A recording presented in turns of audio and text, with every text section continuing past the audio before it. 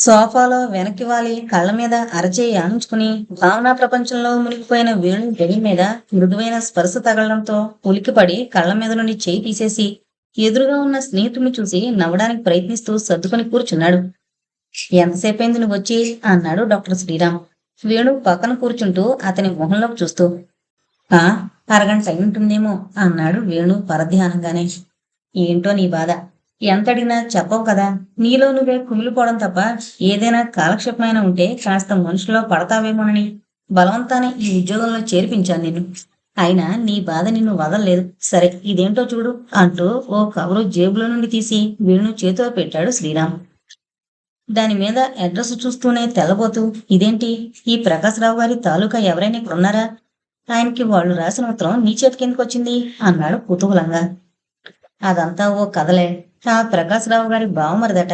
ఆంజనేయులని మా ఆసుపత్రిలో ఉన్నాడు అన్నాడు వేణు ముఖంలోని భావాన్ని పరీక్షగా గమనిస్తూ.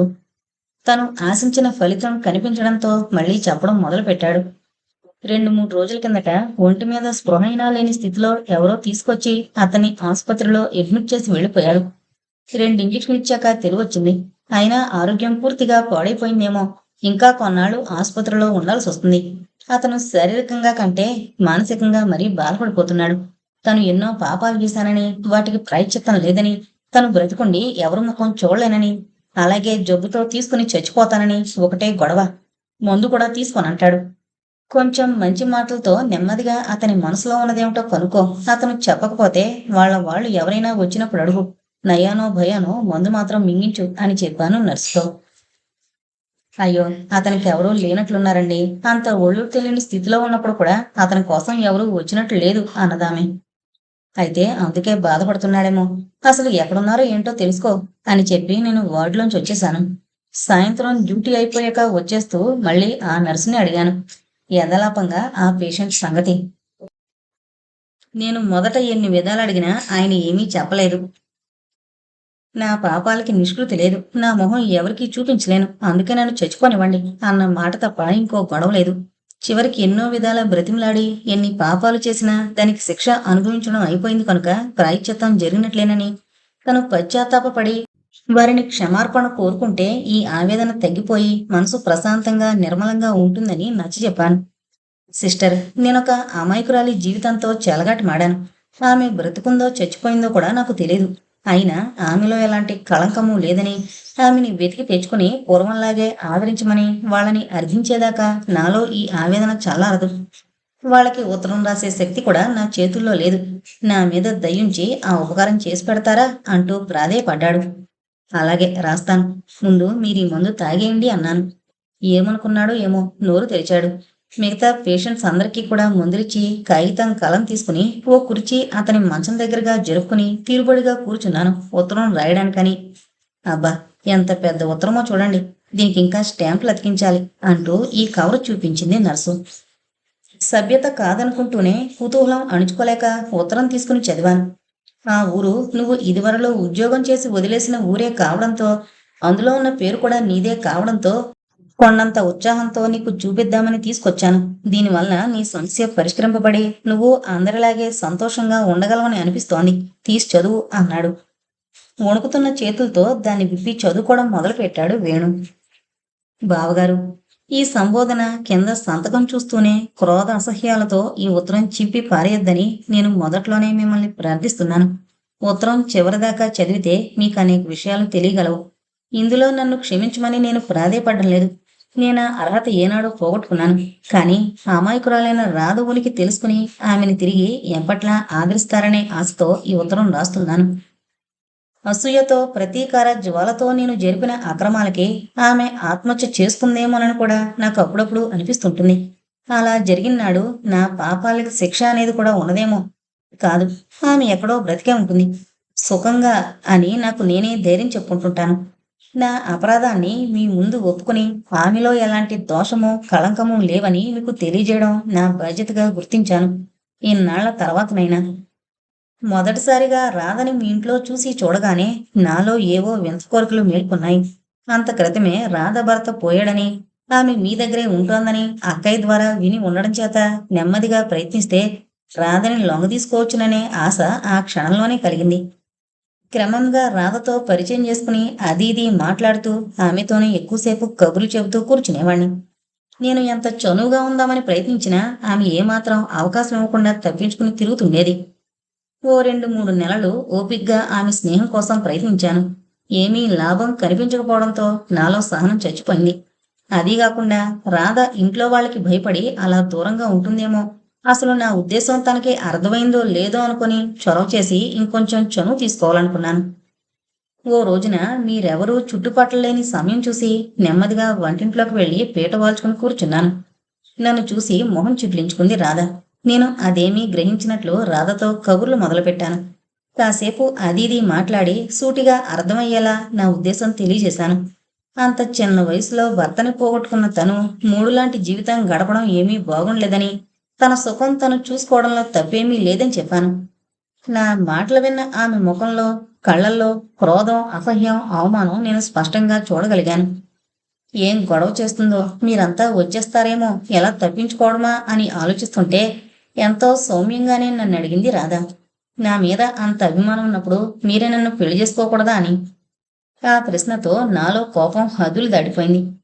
తన భావాలు కూడా నా వాటికి అనుకూలంగా ఉంటాయేమోనని ఓ ప్రయత్నం చేసి చూశానే కానీ తనని పెళ్లి చేసుకుని యావజ్జీవితం నా మెడకొక గుదిబండని తగిలించుకోవాలని నేనెప్పుడూ అనుకోలేదు. అసలు వితంతుని వివాహం చేసుకోగలిగేంత విశాల హృదయం, అభ్యుదయ భావాలు నాలో లేవు. తనకలాంటి కోరికేమీ లేదని తప్పించుకోకుండా నన్ను పెళ్లి చేసుకుంటావా అని సవాల్ చేయడం నన్ను అవమానించడంగానే భావించుకున్నాను. అంత క్రితం వరకు ఆమె మీదున్న వ్యామోహపు మత్తు విడిపోయి పగ, ప్రతీకారేచ్ఛ ప్రజ్వలించాయి. ఎలాగైనా ఆమెని అవమానించాలని, ఆమె బ్రతుకు నలుగురిలో నగుబాట్లు పాలయ్యేలా చేయాలని దృఢంగా సంకల్పించుకున్నాను. తగిన సమయం కోసం చూస్తున్న నేను అనుకోకుండా సూర్యం మేస్టారి తల్లి ఊరికి వెళ్ళి ఆయన ఒంటరిగా ఉన్న అవకాశం వినియోగించుకున్నాను. రాధ ఆయనకి రాసినట్లు నేనే ఓ ఉత్తరం పుట్టించి మీకు చూపించాను. ఆ ఉత్తరం చూసి అక్కయ్య రాధని నా మాటలంటుంటే నేను తృప్తిగా, సంతోషంగా ఊపిరి పీల్చుకున్నాను. అసలు మొదటి నుంచి అక్కయ్యకి రాధంటే అభిమానం లేదు. తలచెడి తనకి భారంగా వచ్చిందని విసుక్కుంటుండేది కూడాను. ఆ సంఘటనతో రాధంటే అసహ్యం కూడా కలిగింది. కానీ మీరు మౌనంగా ఉండిపోవడంతో ఇంక ఏమీ చేయలేకపోయింది. ఆనాటి నుండి రాధ తరచూ ఎక్కడికో వెళుతుండేది. తన స్నేహితురాలు పార్వతి దగ్గరికని చెప్తుండేది. అసలు ఆమె ఎక్కడికి వెళుతుందో కనిపెడదామని చాలాసార్లు అనుకునేవాణ్ణి. కానీ ఏంటో ఆచరణలో పెట్టలేదు. తన అహంభావానికి తగిన శాస్తి చేశాను కదా, ఇంక నాకెందుకని ఊరుకున్నాను. తర్వాత కొద్ది రోజులకే మనమందరం కలిసి మా ఆస్తి వ్యవహారాలు పరిష్కరించుకోవడానికి మా ఊరు వెళ్ళొచ్చాం. మనం తిరిగొచ్చిన కొద్ది రోజులకే రాధ పేర ఒక ఉత్తరం వచ్చింది. పార్వతి, రాధ ఎప్పుడూ ఉత్తరాలు రాసుకుంటారని అది వరకు అక్కే చెప్పింది. పార్వతి ఉత్తరమే అనుకుని రాధకిచ్చేబోయి అంతలోనే అందులో ఏముందో చదివి చూడాలనే దుర్బుద్ధి తలెత్తడంతో ఆ ఉత్తరం విప్పి చూశాను. ఆశ్చర్యం! అది పార్వతి రాసింది కాదు. ఎవరో వేణుగోపాలరావట. మీ ఊళ్ళోనే డాక్టరట. వాళ్ళ అమ్మగారు పోయారని 10 రోజుల్లో వచ్చి అన్ని సంగతులు మాట్లాడతానని, రాధని వివాహం చేసుకుంటానని రాశాడతను. అంతటి హోదాగల వ్యక్తితో రాధకు వివాహం అయ్యి ఆమె జీవితంలో స్థిరపడిపోవడం నేనసలు సహించలేని విషయం అయిందప్పుడు. అందుకే ఉత్తరం రాధకివ్వకుండా చించి పారేశాను. నేనానాడు ఆ ఉత్తరం రాధకిచ్చేసుంటే ఈసరికామె సర్వసుఖాల్లో తేలిపోతుండేది. నాకు ఈ గుండెలు పిండేసే బాధ లేకపోను. కానీ ఒకనాడు నేనిలా బాధపడతానని ఆనాడు ఊహించలేకపోయాను. కేవలం రాధని ఏడిపించడమే నా ధ్యేయంగా ఉండేదప్పుడు. సరే, ఆనాటి నుండి ప్రతి క్షణం రాధ చర్యల్ని గమనిస్తుండేవాణ్ణి. ఆమె ఎందుకో తన నీడ చూసి తనే బెదురుతున్నట్లు కనిపించేది. ఒక్క క్షణం కూడా ఒక దగ్గర కుదురుగా కూర్చునేది కాదు. ఏదో ఆందోళనతో సతమతమవుతోందని గ్రహించుకున్నాను. బహుశా వేణుగోపాలరావు దగ్గర నుండి ఉత్తరం రాలేదని ఆమె కంగారు పడుతుందనుకున్నాను. వారం రోజులు గడిచిపోయాయి. ఓ రాత్రి 11 గంటల వేళ వీధి తలుపు నెమ్మదిగా తీసిన చొప్పుడైంది. మీరంతా మంచి నిద్రలో ఉన్నారు. నాకు అప్పుడే నిద్ర పడుతోంది. కానీ చొప్పుడికి మెలకు వచ్చింది. పిల్లిలా అడుగులు వేసుకుంటూ వెళ్లి చూశాను. రాధ నెమ్మదిగా వీధిలోకి వెళ్ళింది. బయటికి వెళ్ళిపోతుందేమో నేను కూడా వెంబడిద్దామని 2 అడుగులు ముందుకు వేశాను. కానీ రాధ అటు ఇటు చూసుకుంటూ మళ్ళీ లోపలికొస్తోంది. నేను గదిలోకి వెళ్ళిపోయి తలుపు సందులోంచి ఆమె చర్యలు కనిపెట్టడం మొదలుపెట్టాను. రాధ ఇంట్లోకొచ్చి చిన్న సంచి తీసుకుని మళ్ళీ బయలుదేరింది. నేను తలుపు తెరుచుకుని కొద్దిగా యువతలకొచ్చాను. ఆమె ఒక్క క్షణం గేటు దగ్గరాగి ఇంటివైపు తిరిగి కళ్ళు తుడుచుకుని గబగబా అడుగులు వేసుకుంటూ నడిచిపోయింది. నేను చప్పుడు కాకుండా గేటు దగ్గరికి పరిగెత్తాను ఆమెని అనుసరిద్దామని. మళ్ళీ అంతలో ఇంకో బుద్ధి పుట్టింది. రాధ దగ్గర ఏముంటుంది? ఆ సంచిలో మహా అయితే 4 చీరలు పెట్టుకుని ఉండొచ్చు. కానీ బ్రతకడానికి డబ్బుండాలిగా. కష్టం చేసి పొట్ట పోసుకుందామనుకున్నా ఏదైనా పని దొరికేదాకా తినడానికైనా డబ్బుండాలిగా. ఆ మధ్యాహ్నమే మీరు బ్యాంకులో నుంచి తీసి ఇంట్లో పెట్టిన 4,000 రూపాయలు నా కళ్ళలో మెదిలాయి. రాధ ఇప్పుడు దిక్కులేంది. ఏకాకిగా ఈ విశాల ప్రపంచంలో తిరుగుతున్న అనాథ. నాకు లొంగకేం చేస్తుంది? అయినా నేనామెను పోషించలేనేమోనని నన్ను నిరాకరించొచ్చు. 4,000 రూపాయలు చూపిస్తే ఇంకా అలాంటి అనుమానం ఏమీ ఉండదు అనుకొని మళ్ళీ వెంటనే ఇంట్లోకొచ్చాను. నా పెట్టుకున్న తాళం గట్టిదని చెప్పి డబ్బు నా పెట్టెలోనే పెట్టింది అక్కయ్య. ఎలాగూ ఆ ఒక్క రాత్రి కాస్త జాగ్రత్తగా చూసుకోమని చెప్పింది. అవన్నీ నాకు అనుకూలించాయి. నెమ్మదిగా పెట్టే తాళం తీసి డబ్బు 4 జతల బట్టలు తీసుకుని ఒక సంచిలో సర్దుకుని తలుపులన్నీ దగ్గరగా వేసి నేను బయలుదేరాను. నేను ఈ పనులన్నీ చక్కబెట్టుకోవడానికి ఎంత లేదన్నా ఏ 10-15 నిమిషాలో పట్టింది. దారిలో రాధ నాకెక్కడా కనిపించలేదు. స్టేషన్కే వెళ్ళుంటుంది అనుకుంటూ నేను అక్కడికే వెళ్ళాను.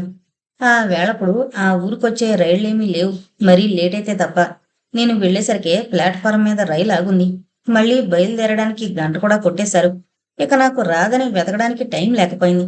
ఆ ట్రైన్‌లోనే ఎక్కుంటుందని, తర్వాత ఎక్కడైనా దిగి వెతకొచ్చు అనుకుంటూ టికెట్ అయినా తీసుకోకుండా పరుగు పరుగున వెళ్ళి ఆ కదులుతున్న రైలందుకుని ఎలాగో ఓ పెట్టెలో కూలబడ్డాను. "ఏం బాయ్! ప్రాణాలకు కూడా తెగించి పరిగెడుతూ రైలందుకున్నావ్? ఏంటి విశేషం?" అంటూ భుజం తట్టిన వ్యక్తిని తేరిపారా చూశాను. గుర్తుపట్టాను. వాడు మోహన్. చదువుకునే రోజుల్లో నా స్నేహితుడు. "అబ్బే ఏం లేదు" అంటూ నవ్వేశాను. కొంతసేపయ్యాక "ఎక్కడిదాకా?" అని అడిగాడు వాడు. నేనసలు టిక్కెట్టయినా కొనుక్కోలేదు కదా! అయినా వాడికేదో చెప్పకపోతే బాగుండదని బెజవాడ అనేశా. చూసావా! మన గమ్యం ఎప్పుడూ ఒకటే అన్నమాట. నేను అక్కడికే అన్నాడు నా చెయ్యి నొక్కుతూ. తెల్లవారుతుండగా ట్రైను బెజవాడ చేరింది. నేను సంచి తీసుకుని ఆత్రంగా దిగిపోతుంటే "ఉండ్రా బాబు! ఏంటా కంగారు?" అంటూ వాడు ఓ సంచి తీసుకుని నా వెంట పడ్డాడు. నేను ప్లాట్‌ఫారం మీద ట్రైన్‌కి ఈ చివరి నుండి ఆ చివరి దాకా 2, 3 సార్లు తిరిగాను. ప్రతి పెట్టెలోకి పరీక్షగా చూస్తూ. నాకెక్కడా రాధ కనిపించలేదు. నా ముఖంలోని నిరాశని గుర్తించిన వాడు "పెట్టె ఎగిరిపోయిందా?" అన్నాడు. నేనేమీ సమాధానం చెప్పలేదు. అయినా అంత తెలివి తక్కువగా దాన్ని ఇంకో పెట్టెలో ఎందుకు కూర్చోబెట్టావు? ఎవరైనా చూస్తారని భయపడ్డావా? అలాంటి సాహస కార్యాలు చేసే ధైర్యం లేదన్నమాట అన్నాడు హేళన చేస్తున్నట్టు. సాహసం కాదు, ఏం కాదు. జరిగిందిది అంటూ క్లుప్తంగా అంతా చెప్పాను. అక్కడక్కడ కొన్ని విషయాలు మరుగున పరుస్తూ. ఒకవేళ దిగి ఊళ్ళోకి వెళ్ళిపోయిందేమో అనుకున్నాను. ఆ రోజంతా బెజవాడలోనే గడిపాం. మాటల సందర్భంలో నా దగ్గర 4,000 రూపాయలు ఉన్నట్టు వాడికి తెలిసింది. ఇలా అన్నాడు. చూడు, నేనొక సలహా ఇస్తాను. నీకిష్టమైతే ఆచరించొచ్చు. లేకపోతే మానుకోవచ్చు. తెల్లవారేసరికి నువ్వు రాధ ఇంట్లో కనిపించకపోవడంతో మీరిద్దరూ కలిసి 4,000 రూపాయలు పట్టుకు పారిపోయారని మీ వాళ్ళు నిర్ధారణ చేసుకుంటారు. ఇప్పుడు నువ్వొక్కడివి ఏదో బుద్ధిమంతుల్లా రాధ నాకు దొరకలేదు కాబట్టి వెనక్కొచ్చేశానంటూ ఆ డబ్బు తీసుకెళ్ళి వాళ్ళ చేతుల్లో పెట్టినా నీ మీద వాళ్ళకి కలిగిన దురభిప్రాయం మాసిపోదు. వాళ్ళ అభిప్రాయంతోటి నీకు సంబంధం ఏమిటని అలాగే పడి ఉంటావనుకో, మీ బావగారు ఏ 60-70 రూపాయల ఉద్యోగమో చూపిస్తారు. అది చేసుకుంటూ ఎదుగు బొదుగు లేని బ్రతుకు బ్రతుకుతూ పడుండాలి. అదీ కాకుండా నువ్వు ఒకప్పుడు డబ్బు తీసుకుని పరారీ అయిపోయావని, వీలైతే తన చెల్లెల్ని నాశనం చేయడానికి ప్రయత్నించిన దుర్మార్గుడువని మీ బావగారిలో కలిగిన ద్వేషం నిన్ను కళ్ళెదురుగుండా చూస్తుంటే మరీ విజృంభించొచ్చు. హాయిగా ఈ డబ్బు పట్టుకుని మద్రాసు పోదాం. అక్కడ మన శంకరం ఏదో బిజినెస్ కంపెనీలో పనిచేస్తున్నాడు. నన్ను కూడా రమ్మని చాలాసార్లు రాశాడు. ఇప్పుడు ఈ డబ్బు పట్టుకు వెళ్ళి వాడి సహాయంతో నువ్వే ఏదైనా బిజినెస్ చేసుకుని 2 చేతులా బాగా గడించాక మీ అక్కయ్య దగ్గరికి వెళ్ళినా ఆవిడ నిన్ను అఘోరపరచదు. డబ్బుతో మునిగి తేలుతున్న నిన్ను చూసి మీ వాళ్ళు గతంలో జరిగింది మరిచిపోతారు. ప్రయోజకుడువైన నిన్ను గౌరవించి అభిమానించొచ్చు కూడా. ఆలోచించుకో. ఇందులో నా స్వార్థం ఏమీ లేదు. రమ్మంటే నీతో కూడా మద్రాసు వచ్చి అన్ని విషయాలు శంకరంతో మాట్లాడతాను. నాకక్కడ కొంత పనుంది. నేను చిన్నప్పటి నుండి ఆ స్నేహితులతో అన్ని రకాలుగా తిరిగిన వాడినే. అందుకే వాడి మాటలు నాకు నచ్చాయి. ఏదో వ్యాపారం చేసి లక్షలు గడిద్దామని కాకపోయినా ఆ మహాపట్నం కూడా చూసి అక్కడి అందాల్ని అనుభవిద్దామని నిశ్చయించుకున్నాను. చేతిలో డబ్బైపోతే ఏదో ఉద్యోగం అక్కడే దొరకపోతుందో అనుకున్నాను. అదే వాడికి చెప్పాను. ఆ రాత్రే మేలెక్కి ఇద్దరం మద్రాసు చేరుకున్నాం. ఇక్కడ మా శంకరం ఒంటరిగానే ఉంటున్నాడు. వాడి గదిలోనే మేము మకాం పెట్టాం. నా చేత ఏదో బిజినెస్ పెట్టిస్తానని కొంత డబ్బు ఖర్చు చేయించాడు శంకరం. అందుకోసం ఎవరెవరినో పరిచయం చేశాడు. వాళ్ళతో విందులు, వినోదాలు, కాలక్షేపం బాగానే అయ్యేది. క్రమంగా నేను వచ్చిన పని మరిచిపోయి ఆ వినోదాల్లోనే మునిగిపోయాను. దాదాపు 4-5 నెలలు నాకు కలిగిన కోరికనల్లా తీర్చుకున్నాను. నాతో పాటు నా స్నేహితులను. క్రమంగా చేతిలో డబ్బు హరించుకుపోయింది. స్నేహితులు కూడా మునుపట్లా నా చుట్టూ మూగడం మానేశారు. డబ్బయిపోయిందని ఏదైనా ఉద్యోగం చూపించమని శేఖరాన్ని వాళ్ళని బ్రతిమలాడుకున్నాను. అలాగేలేరా, ప్రయత్నాలు చేస్తున్నాం మరి. ఉద్యోగాలంత తేలిగ్గా దొరుకుతాయా అంటూ విసుక్కునేవాడు. క్రమంగా తిండికి కూడా ఇబ్బంది పడాల్సిన రోజులొచ్చాయి. దగ్గరున్న చిన్న చిన్న వస్తువులన్నీ అమ్మేశాను. అవి అయిపోగానే స్నేహితులు పూర్తిగా విడిచిపెట్టేశారు. నా వెచ్చలవిడి జీవితానికి ఫలితంగా ఒంటి నిండా జబ్బులు నేను మిగిలాం. 4 రోజుల కిందట ఓనాడు రాత్రి ఒళ్ళు తెలియని జ్వరం వచ్చింది. డాక్టర్ దగ్గరికి వెళ్ళి మందు తెచ్చుకోవడానికి కూడా చేతిలో డబ్బు లేకపోయింది. నా దౌర్భాగ్య స్థితికి నేనే కుళ్ళి కుళ్ళి ఏడిచాను. ఇన్నాళ్ళు నా డబ్బు తిని ఉండడం చేతనేమో శంకరానికి జాలేసిందిలా ఉంది. నన్ను తీసుకొచ్చి ఈ ఆసుపత్రిలో పడేసినట్లున్నాడు. ఇప్పుడు నా పరిస్థితి నాకే జాలి కలిగిస్తోంది. శరీరంలో భరించలేని బాధ, చచ్చిపోతానేమో అనే భయం. అయిన వాళ్ళెవరూ దగ్గర లేకుండా ఇలా దిక్కుమాలిన చావు నాకు రాసిపెట్టి ఉంది కాబోలు అనే బాధతో నాకీ దురవస్థ కలగడానికి కారణమేమిటా అని ఆత్మ విమర్శ చేసుకుంటే ఆనాడు రాధని వెంబడించడమే అనిపిస్తోంది. అందుచేతనే కదా నేను మోహన్ని కలుసుకోవడం, మద్రాసు రావడం జరిగింది. రాధని తలుచుకుంటుంటే ఆదిలో నేను ఆమెకు చేసిన అన్యాయాలు ఒక్కొక్కటే నా కళ్ళ ముందు నిలబడి వికృతంగా నన్ను పలకరిస్తున్నట్లు అనిపిస్తోంది. అడుగడుగునా ఆమె జీవితం కష్టాల పాలు చేసిన నాకు ఈ బాధలు, శిక్ష తగినవే అనిపిస్తోంది. అయినా నేనెంత శిక్ష అనుభవించినా దానివల్ల రాధకి జరిగే మేలేమీ ఉండదు. ఆమె కష్టాలకి కారణమైన నేను, మీ అందరికీ ఆమె ఎడ దురభిప్రాయం, అసహ్యం కలిగించిన నేను ఎలాగైనా ప్రయత్నించి మీరంతా తిరిగి కలుసుకుని రాధ హృదయం అర్పించిన ఆ వేణుగోపాలరావుతో ఆమె వివాహం జరిగేలా చూసిందాకా నాకు శాంతి ఉండదు. నా ఈ రెండో కోరిక ఎంతవరకు నెరవేరుతుందో నేనే ఊహించలేకపోతున్నాను. అసలు ఆ ఉత్తరంలో రాసినట్టు అతను మీ దగ్గరకొచ్చాడా? అతను వచ్చేసరికి జరిగిన ఘోరం తెలుసుకుని మనసు విరిచేసుకున్నాడేమోనని అనుకుంటుంటే భయం వేస్తోంది. రాధకి సర్వసుఖాలు కలిగేలా అనుగ్రహించమని నేను ఆ సర్వేశ్వరుణ్ణి ప్రార్థించని క్షణం లేదు. రాధకి పార్వతిని మించిన స్నేహితులెవరూ లేరనుకుంటాను. ఒకవేళ ఆమె దగ్గరికే వెళ్ళిందేమో.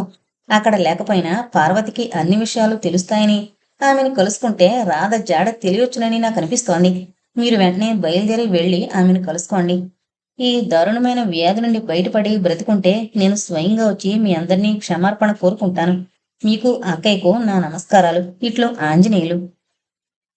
ఉత్తరం చదువుతున్నంతసేపు వేణు అంతరంగంలో అలలుగా లేస్తున్న ఆగ్రహం, ఆవేదన వీచికలు వదనంలో ప్రతిబింబిస్తుంటే తను మహత్కార్యం సాధించగలిగినట్లు తృప్తిగా నిట్టూర్చాడు శ్రీరామ్.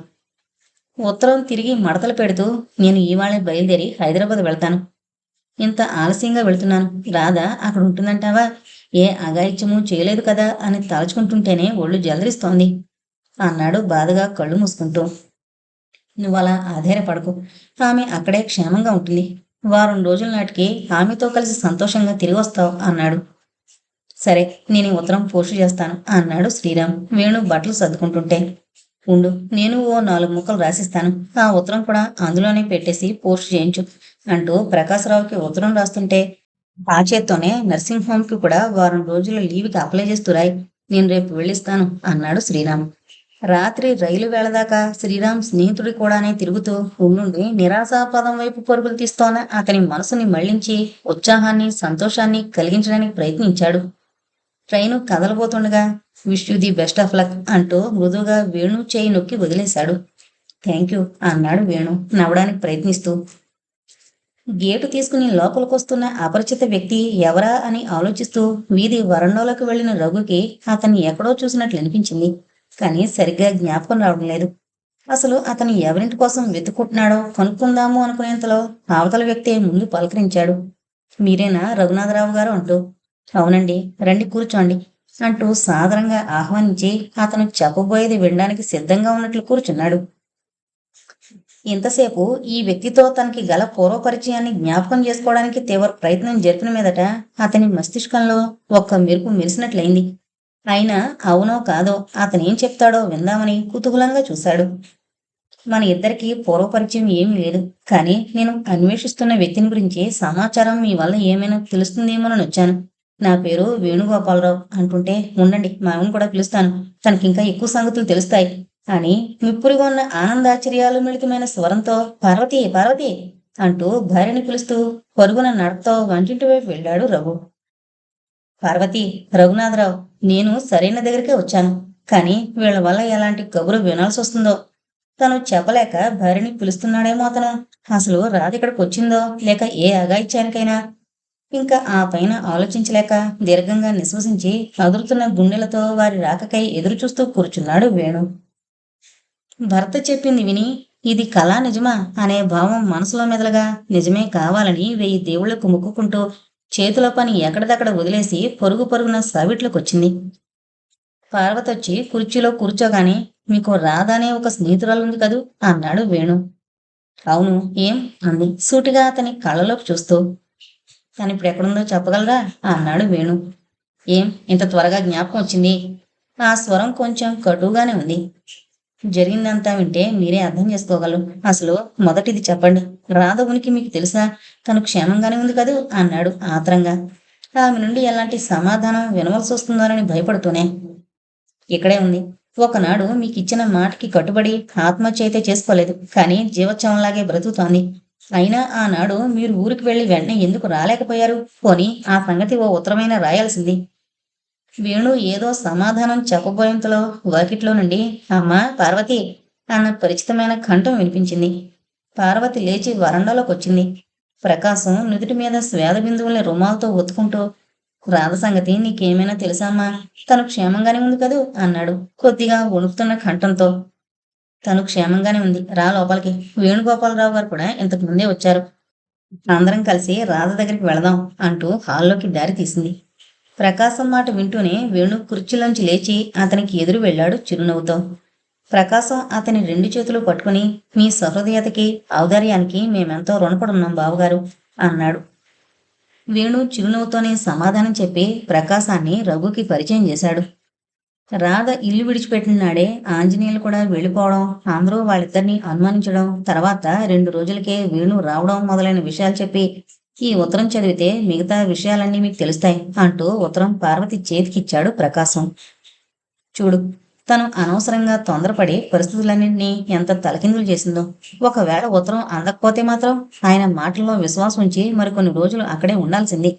పోనీ ఈ ఉద్యోగం చేయి దాటిపోతుందేమో, త్వరగా వచ్చి ఇక్కడ చేరాలి అనుకున్నప్పుడు నాకు ఆ సంగతి చెప్పే రావాల్సింది. ఉద్యోగం కోసం నీ దగ్గరికి వస్తానంటే నేను మాత్రం కాదంటానా? అలా హఠాత్తుగా ఎవరికీ చెప్పకుండా వచ్చేయడం వల్ల తను ఎలాంటి అపవాదికి గురైందో చూడు. అది నమ్మినా నమ్మకపోయినా ఈ 6-7 నెలలు నేను మానసికంగా నరకబాధ పడ్డమే కాకుండా ఊళ్ళో వాళ్ళు అనే మాటలు వింటూ తలెత్తుకుని తిరగలేకపోయాననుకో.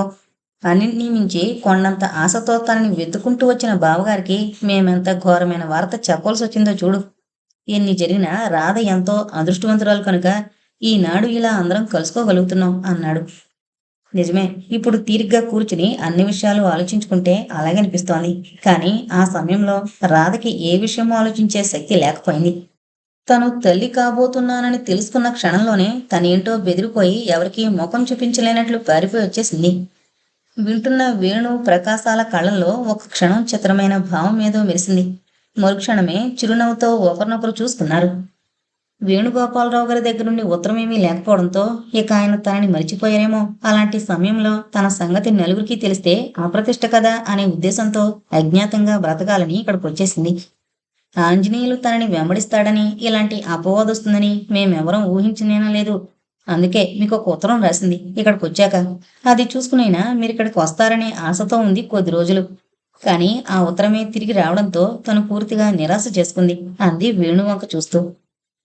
ఆ పరిస్థితుల్లో ఇంకా ఊళ్ళో ఉండలేక ఆనాడే ఆ ఉద్యోగానికి రాజీనామా ఇచ్చేసి వెళ్ళిపోయాను. నన్ను గురించి చాలా చెడ్డ అభిప్రాయం ఏర్పరచునుండాలి రాదా అన్నాడు విషాదంగా నవ్వుతూ. లేదు లేదు, ఇదంతా తన దురదృష్టమని సరిపెట్టుకుందే తప్ప ఎలాంటి పరిస్థితుల్లోనూ తను మిమ్మల్ని దూషించలేదు. మీ వాళ్ళు బలవంతం చేసి ఇంకో అమ్మాయిని ఇచ్చి మీకు వివాహం జరిపించారేమోనని నేను అన్నప్పుడు కూడా ఎలాంటి పరిస్థితుల్లో ఉన్నా ఒక్కనాటికైనా వారు నన్ను వెతుకుంటూ వస్తారు అంటూ ఆ క్షణం కోసం జీవితం అంతా నిరీక్షిస్తూ కూర్చోవడానికి సిద్ధపడింది. ఇంకా వెళదామా మరి? అక్కడే చెప్పుకోవచ్చు అన్ని సంగతులు అన్నాడు వేణు లేస్తూ. అబ్బా, ఇప్పుడెంత తొందర అంది పార్వతి. అంతా చిరునవ్వు నవ్వారు. కారు ఇందిరమ్మ గారి ఇంటి ముందు ఆగింది. పార్వతి తలుపు తీసుకుని పరుగులాంటి నడకతో ఉత్సాహంగా లోపలికి వెళ్ళింది. రండి లోపలికి వెళదాం అన్నాడు రఘు కారు దిగుతూ. ఓరగా వేసున్న తలుపుల్ని చూసి రాధ ఇంకా ఇంట్లోనే ఉన్నట్లుంది అనుకుంటూ తలుపు తోసుకుని లోపల అడుగు పెట్టింది పార్వతి. స్కూలుకి వెళ్లే హడావిడిలో ఉంటుందనుకున్న రాధ మంచం మీద పడుకుని గోడవైపు తిరిగి కళ్ళు ఒత్తుకోవడం చూసిన పార్వతి ఆంతరంగం కదిలిపోయింది. నెమ్మదిగా వెళ్లి రాధ మంచం మీద కూర్చుంటూ, ఏం అలా పడుకున్నావు? ఒంట్లో బాగుండలేదా? నీకో మంచి శుభవార్త పట్టుకొచ్చాను అంది ఉత్సాహంగా. ఏంటది? అంది రాధ లేచి కూర్చుంటూ. పార్వతి కళ్ళల్లో మెరుస్తున్న చిరునవ్వు, చిలిపిదనం ఆమెకు ఆశ్చర్యాన్ని కలిగించాయి. పార్వతి ఏదో చెప్పేలోగానే స్కూలుకు వెళుతూ వెళుతూ ఇందిరమ్మ గారు హడావిడిగా వచ్చింది. మందు తీసుకున్నావా రాధా అంటూ. ఆవిడ పార్వతిని చూస్తూనే ఎంతో సంతోషించి, నువ్వెప్పుడొచ్చావు? నేనింకా నీకు ఫోన్ చేద్దామనుకుంటున్నాను. నిన్నటి నుండి రాధకి ఒంట్లో బాగుండలేదు. ఎన్ని మందులు ఇంజక్షన్లు ఇస్తే మాత్రం మనిషి ఎప్పుడు దిగులుగా ఉంటుంటే ఆరోగ్యం ఏం బాగుపడుతుంది చెప్పు? సాయంత్రం డాక్టర్ దగ్గరికి తీసుకువెళదామనుకుంటున్నాను అంది. ఇంకా రాధకి ఏ మందులు డాక్టర్లు అక్కర్లేదు. వాళ్ళ డాక్టర్ గారే వచ్చారు అంది కొంటిగా రాధ కళ్ళలోకి చూస్తూ. రాధ చటుకున పార్వతి చేయి పట్టుకుని, నిజం అంది ముప్పిరిగొన్న ఆనంద ఆశ్చర్యాలు మిళితమైన స్వరంతో. ఎప్పుడొచ్చాడు? ఎక్కడున్నాడు? ఇంతసేపటిగా చెప్తావు అంత శుభవార్త అంది ఇందిరమ్మ గారు ఎంతో సంబరపడిపోతూ. ఇంతలోనే రఘు, అతని వెంట ప్రకాశం, వేణు గదిలో అడుగు పెట్టారు. అలికిడి విని అటు తిరిగిన రాధ వదనంలో 1000 జ్యోత్స్నలు వెలుగొందాయి. సంతోష సంభ్రమాలతో గొంతు నిండిపోగా అతి ప్రయత్నం మీద వచ్చారా అంది కంపించిపోతున్న అదరాల్ని అదుపులోకి తెచ్చుకోవడానికి ప్రయత్నిస్తూ. అసలే బలహీనంగా ఉన్న ఆమె ఈ హఠాత్ సంఘటనకి తట్టుకోలేకపోయింది. సర్వాంగాలు అనిర్వచనీయమైన అనుభూతితో కంపించిపోతుంటే మాటలుడిగి చేష్టలు దక్కి కళ్ళు మూతలు పడిపోగా అలా పార్వతి భుజం మీద వాలిపోయింది. వేణు కంగారుగా ముందుకొచ్చి ఆమె చేయి పట్టుకుని చూశాడు. ఇందిరమ్మగారు ఆదురుదాగా పక్క గదిలోకి పరిగెట్టుకు వెళ్లి గ్లాసుతో నీళ్లు తెచ్చింది రాధ ముఖం తొడవడానికి. కొద్ది క్షణాల్లోనే రాధ తెప్పరిల్లింది. జలజల రాలిపోతున్న ఆనందాసరువుల్ని ఒత్తుకుంటూ బరువుగా కళ్ళు విప్పి చూసింది. ఎదురుగా వేణు తన వంకే ఆదురుదాగా చూస్తూ నిలబడున్నాడు. తన చెయ్యి అతని చేతిలో ఉంచింది. ఆ పక్కనే ప్రకాశం, ఇందిరమ్మగారు, పార్వతి, రఘు ఉన్నారు. అందరి మొహాల్లోనూ ఆందోళన వ్యక్తమవుతోంది. రాధ సిగ్గుపడి తన చెయ్యి తీసేసుకుంటూ, ఏంటో నా ఒళ్ళు నాకు తెలియలేదు అంది లేవబోతూ. లేవకు, కొంచెంసేపు అలాగే కూర్చో, మేమీ కుర్చీలో కూర్చుంటాంలే అన్నాడు ప్రకాశం ఆప్యాయంగా చెల్లెలి తల నిమురుతూ. ఇందిరమ్మగారు, పార్వతి రాధ పక్కనే మంచం మీద కూర్చున్నారు. రాధ ఇల్లు విడిచిన తర్వాత జరిగిన సంఘటనలన్నీ వాళ్ళందరి సంభాషణలో చరివిత చరవణమవుతున్నాయి. చిచ్చి, ఇలాంటి అపవాదికి అవకాశం కల్పించుకున్నాను అంది రాధ సిగ్గుతో కుచించుకుపోతూ. ఆమె ఏదో అడగాలనుకుంటూనే సంకోచిస్తుందని గ్రహించిన పార్వతి, ఆ దుర్ఘటన గురించి విన్నప్పుడు మీరు రాధని గురించి ఏమనుకున్నారు అంది వేణుని చూస్తూ. ఏముంది, రాధ బుద్ధిపూర్వకంగా అలాంటి పని చేసి ఉండదని, ఏదో విషవలయంలో చిక్కుకుందని అనుకున్నాను.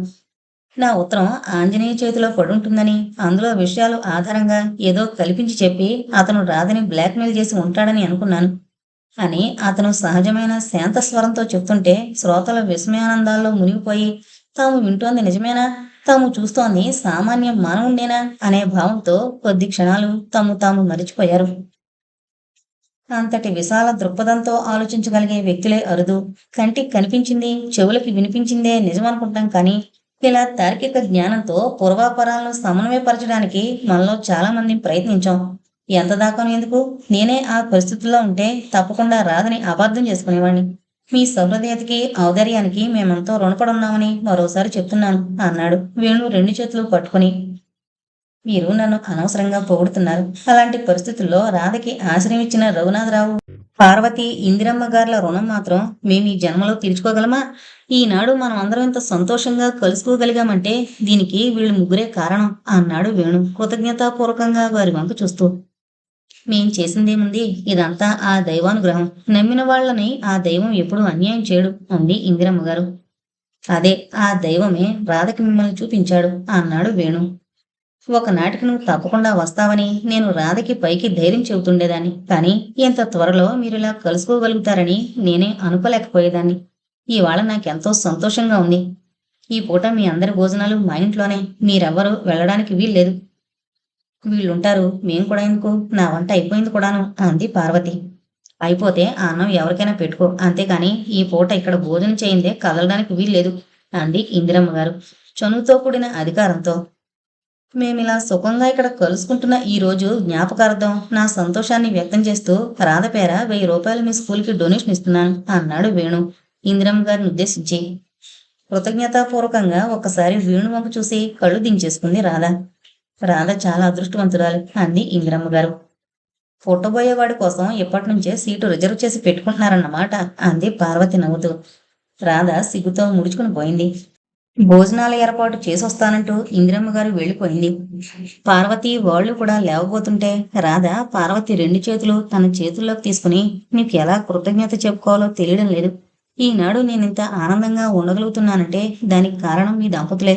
నా వల్ల మీ కుటుంబంలో కలతలొచ్చినా కూడా లెక్క చేయకుండా నన్ను ఆదుకున్నారు అంది చెమ్మగిల్లిన కళ్ళతో. పార్వతి అభిమానంగా స్నేహితురాల్ని అక్కున చేర్చుకుంది. నేను సాయంత్రం బండికి వెళ్ళిపోతాను. నాకు సెలవులు కూడా లేవు. మీరిద్దరూ కూడా రావాలని నా కోరిక అన్నాడు ప్రకాశం. ఇప్పుడు కాదన్నయ్య, తర్వాత ఎప్పుడైనా వస్తాం అంది రాధ. నన్ను క్షమించండి. నేను తొందరపడి చేసిన తెలివి తక్కువ పని వల్ల నేనే కాకుండా మీరు కూడా ఎంతో బాధపడ్డారు. ఒక్క 2 రోజులు నేను వేచుంటే మనం ఇన్ని అవమానాలు అగచాట్లు పడాల్సొచ్చేది కాదు. దురదృష్ట దేవత నన్ను ఇలా తరిమి వేసింది అంది రాధ బాధ పశ్చాత్తాపం మిళితమైన స్వరంతో. జరిగిందంతా మరిచిపో. మన చేతిలో ఏమీ లేదు. మనం కేవలం పరిస్థితులకు బానిసలం అన్నాడు వేణు. మిమ్మల్ని భర్తగా పొందగలిగిన నేను ఎంతో అదృష్టవంతురాలి అంది రాధ. వేణు సమాధానం చెప్పలేదు. తన హృదయంలోని అనురాగాన్నంతా చూపులతోనే వ్యక్తం చేస్తూ ఆప్యాయంగా ఆమె తల నిమురుతూ ఉండిపోయాడు. తృప్తిగా భర్త గుండెల్లో తలదాచుకుంది రాధ. ఇంతటితో నిరీక్షణ అనే నవల కంప్లీట్ అయిందండి. దయచేసి మన ఛానల్ను అందరూ సబ్స్క్రైబ్ చేసుకోగలరు. Thank you.